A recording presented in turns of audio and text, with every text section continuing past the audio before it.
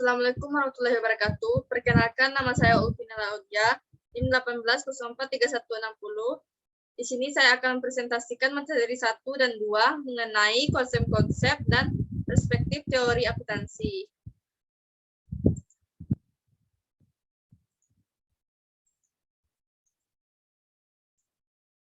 Yang pertama yaitu mengenai arti penting akuntansi. Akuntansi sangat penting dalam kehidupan sehari-hari, terutama mengenai keuangan. Akuntansi membantu masyarakat dalam menentukan jenis dan kuantitas barang dan jasa apa yang harus disediakan. Beberapa banyak barang atau jasa yang harus disediakan, lalu kapan barang dan jasa harus disediakan, dan sebagainya. Akuntansi berhubungan dengan beberapa disiplin ilmu lain seperti ilmu ekonomi, manajemen, keuangan, psikologi, komunikasi, teknik, dan sebagainya. Lalu yaitu mengenai pengembangan akuntansi. Pada awalnya, akuntansi merupakan seperangkat pengetahuan yang kemudian dikembangkan menjadi profesi dalam dunia nyata. Praktiknya, sebagai objek perguruan tinggi, ilmu akuntansi dipelajari untuk pengembangan dalam dunia kerja, dengan berkepentingan pada aspek prinsip akuntansi berterima umum atau PABU. Lalu mengenai pengertian akuntansi dan teori akuntansi.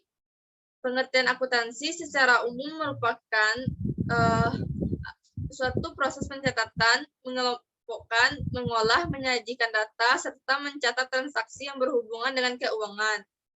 Lalu mengenai teori akuntansi, merupakan bagian penting dalam praktik teori akuntansi yang menjadi landasan untuk memecah masalah akuntansi secara alasan atau nalar, secara ilmiah dan etis dapat dipertanggungjawabkan.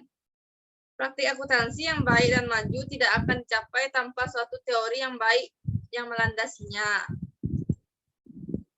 Lalu, teori akuntansi sebagai teknologi.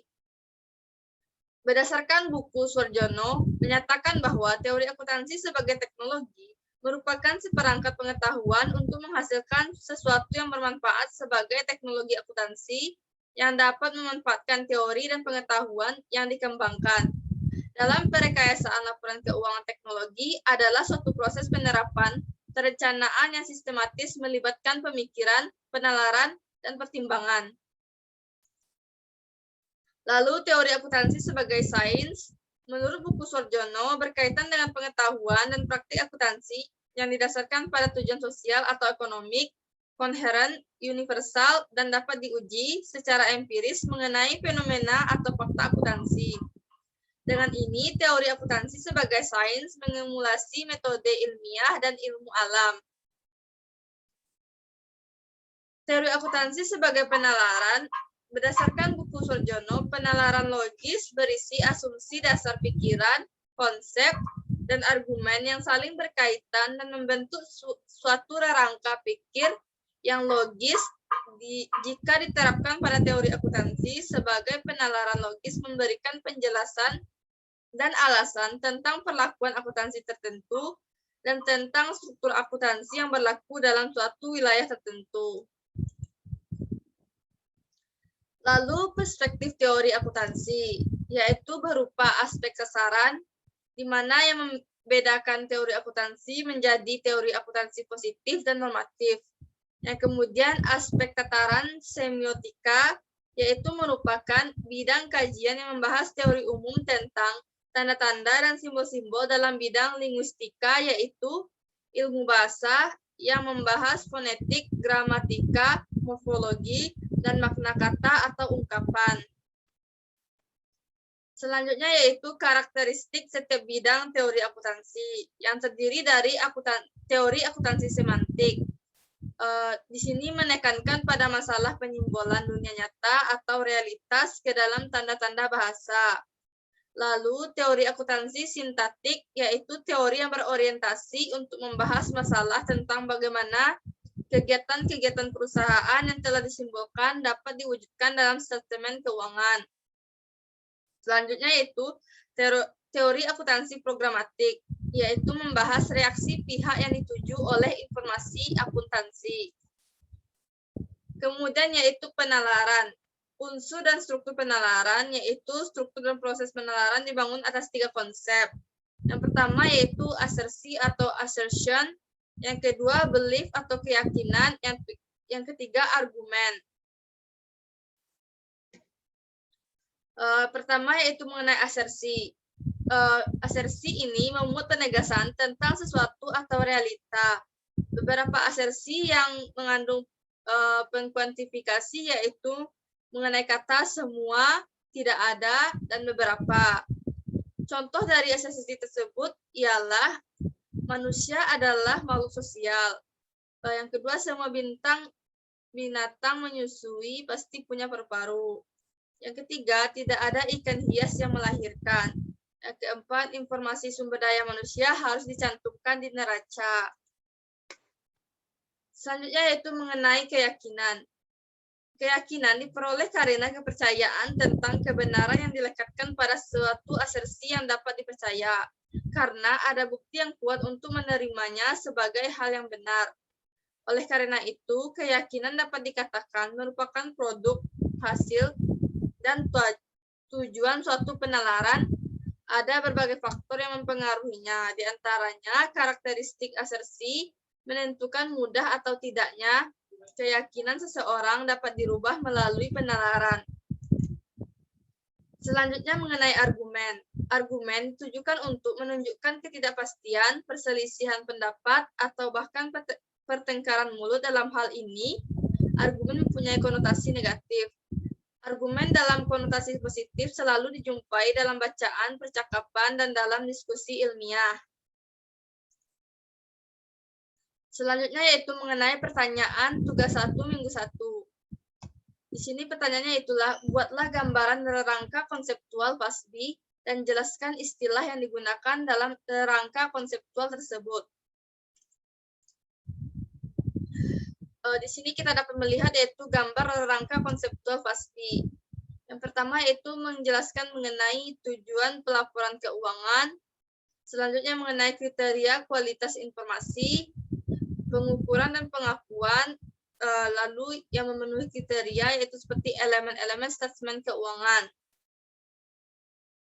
Pada tujuan pelaporan keuangan ini yaitu dijelaskan yaitu mengenai tujuan pelaporan keuangan tentang menyediakan informasi yang digunakan dalam membuat keputusan bisnis dan ekonomis.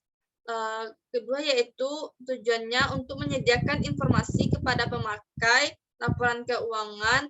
Profesi akuntan mengambilkan laporan keuangan yang bertujuan untuk umum, general purpose, financial.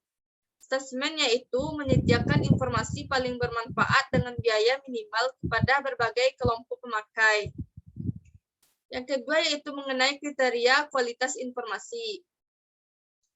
Kriteria kualitas informasi ini terbagi atas dua, yaitu kualitas sekunder dan kualitas primer.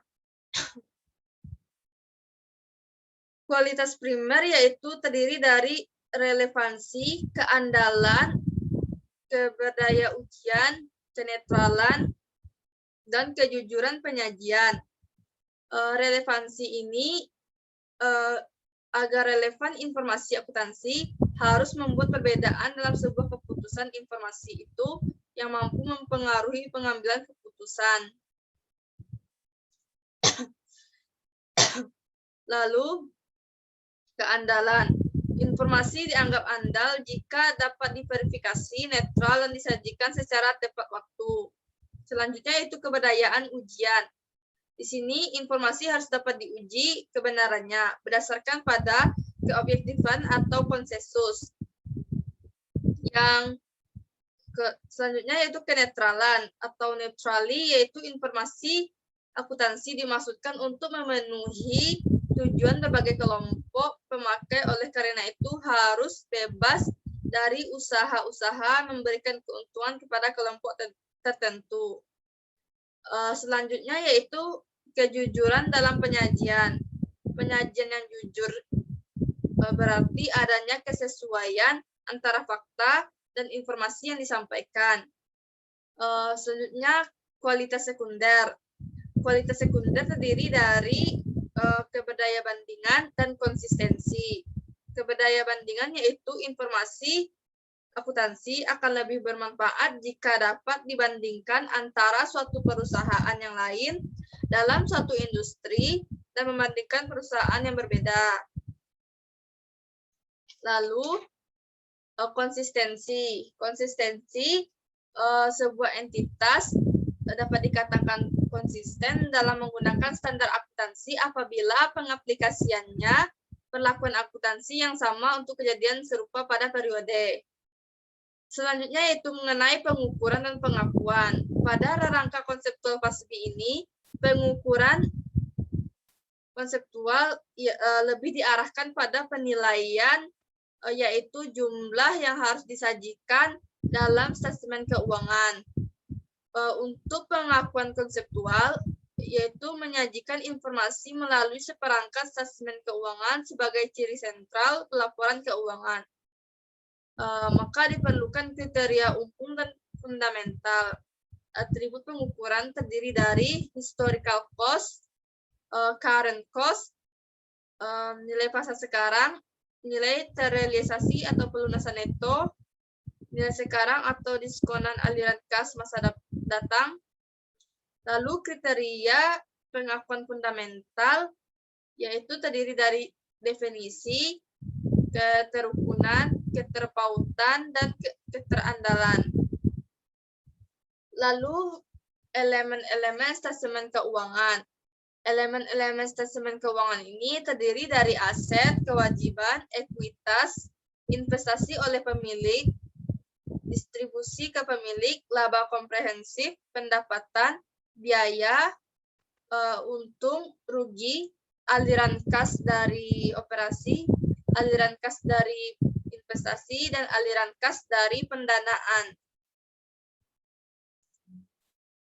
Baiklah, cukup sekian yang dapat saya sampaikan. Jika ada kata-kata saya yang salah, saya mohon maaf. Saya akhiri dengan wassalamualaikum warahmatullahi wabarakatuh.